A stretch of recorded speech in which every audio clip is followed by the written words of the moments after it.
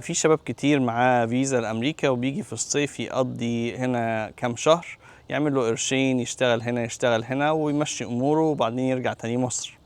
الكلام ده كان ممكن بيمشي زمان شوية، كانت الدنيا ما فيهاش تضييق قوي حاجات زي كده، لكن حاليا الموضوع مختلف. خلي بالك 100 مرة واعرف ان في تضييق كبير بيحصل. ما تجيش مثلا تقول مثلا أنا جاي هقعد شهر وانت عامل مثلا تذكرة 5 شهور او تعمل اي حاجة غير قانونية. الموضوع دلوقتي مختلف. في ناس كتيرة ممكن تترفض وقت الدخول وممكن يوقف لك الفيزا بتاعتك ويلغيها لك. الكلام ده بيحصل كتير وبدأ يحصل اكتر الفترة ديت.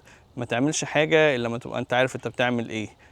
أمريكا الوضع الحالي دلوقتي فيه تدقيق وتدقيق كبير، وطبعا ده حقهم لأن هو المشاكل اللي كانت موجودة واللي حصلت خصوصا خلال الفترة اللي فاتت كانت كبيرة جدا.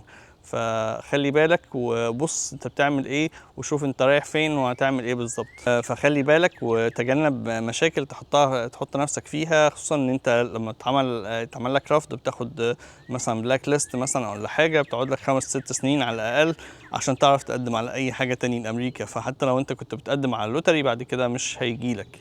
فامشي قانوني، ودي بلد القانون، والفتره الحاليه هي فتره تدقيق كبيره على كل حاجه صغيره كانت او كبيره. تحياتي للجميع، لؤي العاصي من نيوجيرسي، مع السلامه.